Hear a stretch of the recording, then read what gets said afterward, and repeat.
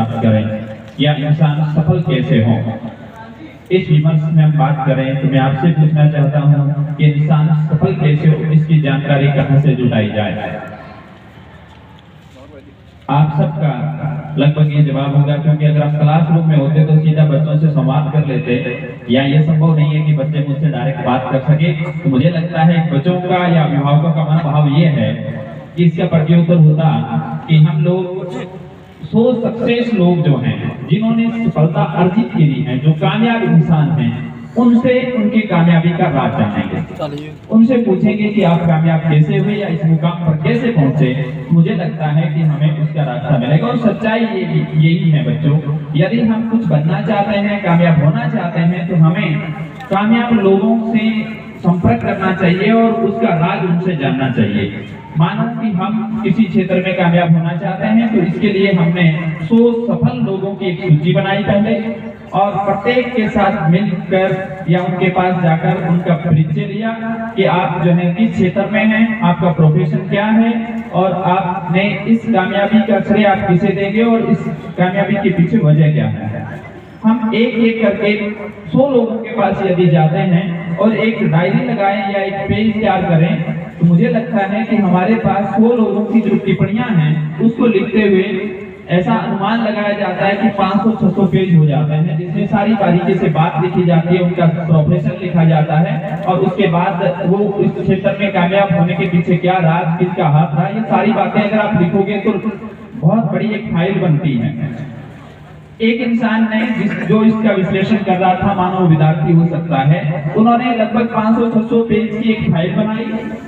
उसके फाइल बनाने के बाद, पूरी स्टडी करने के बाद, उन्होंने उस फाइल के लास्ट पेज पर 2 लाइनें लिखी और लोगों को ये समझाया, आप सक्सेस प्राप्त करने के लिए या तो ये 500 पेज पढ़ लें या फिर पीछे लिखी हुई 2 लाइनें पढ़ लें। दोनों चीजें अगर आप करोगे तो उसका सेंस जो है वो एक ही निकलेगा। आप क्या चाहोगे, 500 पेज पढ़ना चाहोगे या पीछे वाली 2 लाइनें पढ़ना चाहोगे? इसमें 50-50 मामला है। कुछ लोग चाहेंगे कि हम पूरे 500 पेज पढ़ें, कुछ लोग चाहेंगे कि हम पीछे वाली लाइनें पढ़ें। क्या आप जानना चाहते हैं कि पीछे वाली लाइनों पर क्या लिखा है? जानना चाहते हो विद्यार्थी? या आपके सर को बता दूं, 2-3 दिन बाद सर बता देंगे आपको, या अभी जानना चाह रहे हो? बिल्कुल। उसमें पीछे जो लाइनें थी उसमें लिखा हुआ था कि जो आप बनना चाहते हो, जिस क्षेत्र में आप कामयाबी हासिल करना चाहते हो, पहले उसका एक निश्चित लक्ष्य बनाओ। पहली लाइन समझ में आई क्या? कि आपको क्या करना है?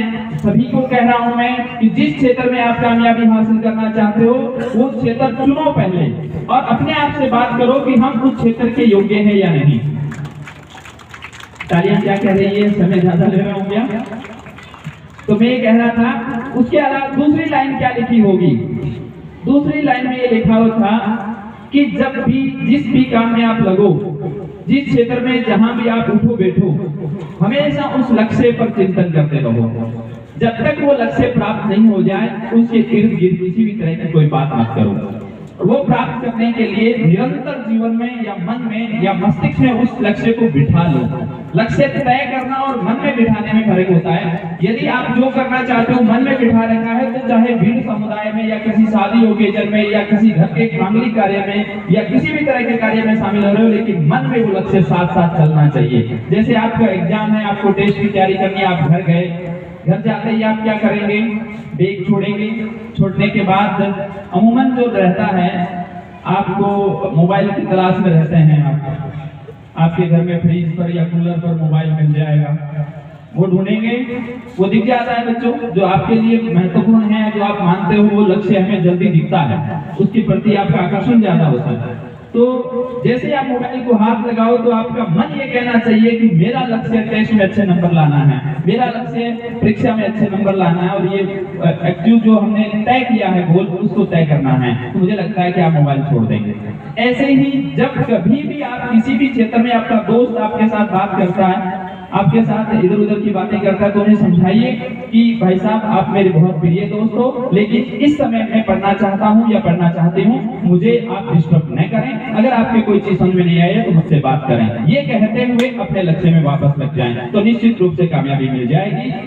आप सब लोग इतनी विनम्रता से हमें सुन रहे हैं, ज्यादा लंबी चौड़ी बातें नहीं करना चाहूंगा। ये कहना चाहूंगा कि गुरुजनों के सम्मान करते हुए आगे बढ़ोगे और इनके सानिध्य में आगे बढ़ोगे तो कामयाबी मिल जाएगी और पछताना नहीं पड़ेगा। और मैं कहना चाहूंगा कि बाद में जब उम्र निकल जाए और समय बीत जाए तब ये कहो और गुरुजन भी कहें कि आपने चाहा ही नहीं हालात बदल सकते थे, आपके आंसू हमारी आंखों से निकल सकते थे, आप तो ठहरे रहे झील के पानी की तरह, दरिया बनते तो बहुत आगे निकल सकते थे, बहुत आगे निकल सकते थे।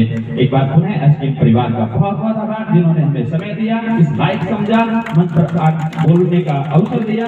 मैं बहुत बहुत आभार व्यक्त करता हूँ, धन्यवाद करता हूँ साला परिवार का। जय हिंद, जय भारत।